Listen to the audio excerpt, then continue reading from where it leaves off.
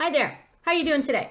I'd like to talk in the next couple of videos about sensory signals. I'll call them sensory signals. So, what I'd like to do is create some thoughts regarding sensory signals. What does that actually really mean? And how does it impact our lives? Sensory signals are ways a person understands and interacts with the world around them. They are a form of communication. And through those feelings and sensations, messages are actually sent to our body through different and or combined methods. These sensory signals are actually individual. What one person feels and interprets is totally different from another person. Those feelings can be overwhelming, can be stimulating, overstimulating or understimulating, seeking or avoiding different types of sensory signals. Sensory signals are a way of responding to our immediate environment and can trigger negative or positive responses. Okay, so wait a minute here. Firstly, what is a sensory signal? So the word sensory can be defined as sending and receiving information of the world around us through our senses: sight, hearing, touch, taste, sound. Now, signals can easily be defined as a way of sending and receiving information from one part to another. So if I was to touch, as an example, hot water, a signal then is sent to my brain. The information is received and it sends back a response. And that response could be pulling my hand away quickly from the water, pain felt on my hand, immediate a sense of adrenaline. It could be one of those responses. It could be all of those responses at the same time. Now, depending on a great deal of circumstances, how the sent message is actually really sent, how it's received, how it's processed, and how it's resent back for a response is all based on the individual person.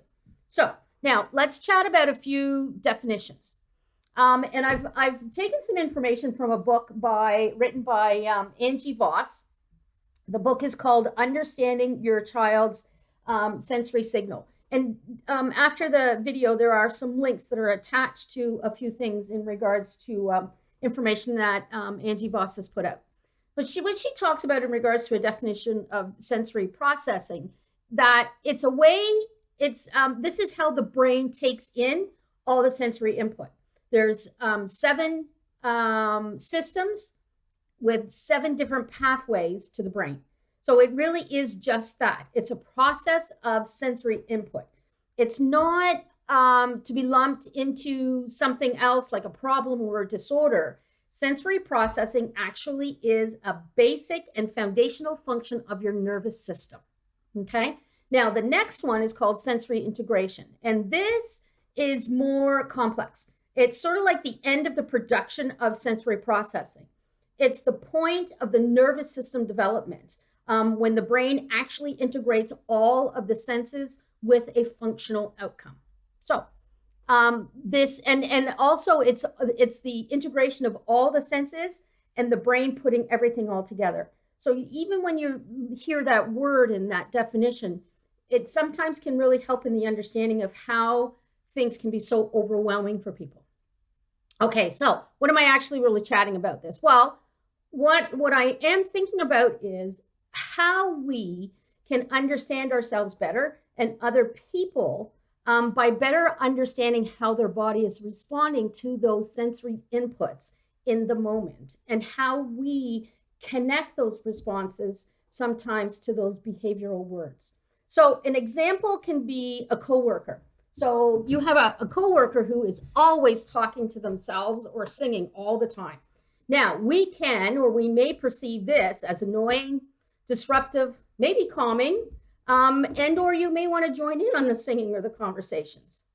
If I was to take a different perspective and look beyond that displayed annoying behavior and ask myself, is this talking and singing a form of keeping themselves calm and regulating their brain?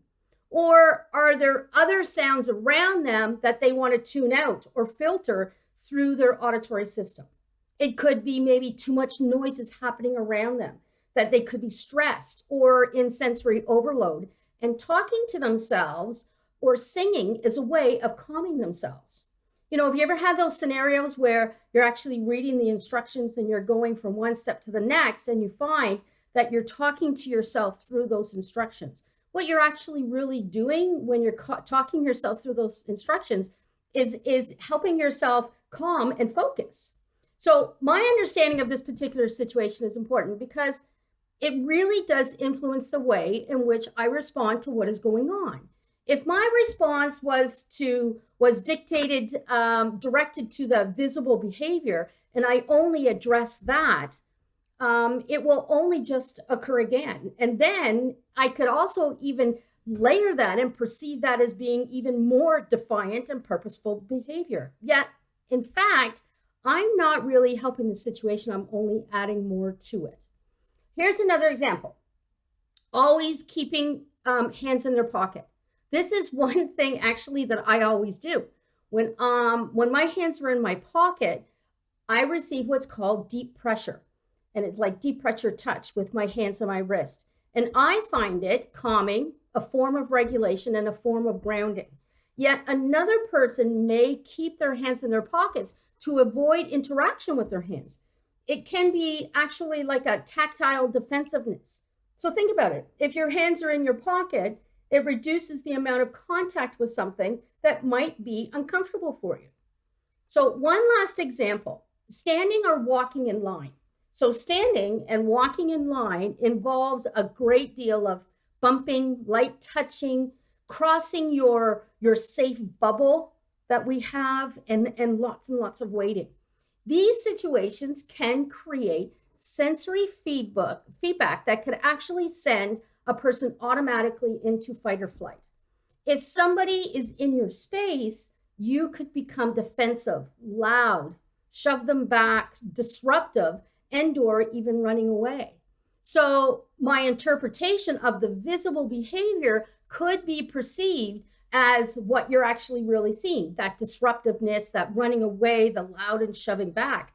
However, it could be a total opposite, could be totally opposite, and a form of communication that's actually really saying, that person is actually really saying, I can't manage this situation right now. So this is the only way that I know how to deal with it right now.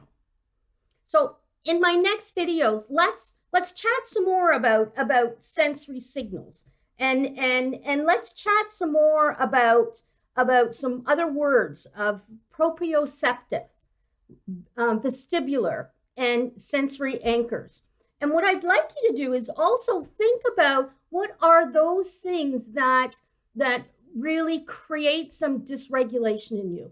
What are some things that really bother you and create like a sensory overload?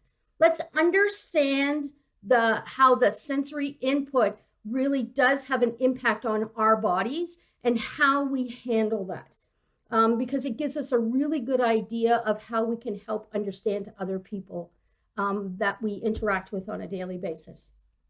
So I'd like to say thank you for allowing me to take a moment of your time. I have included some links with the video, and I would like to say you have a fantastic day. Take care. Bye-bye.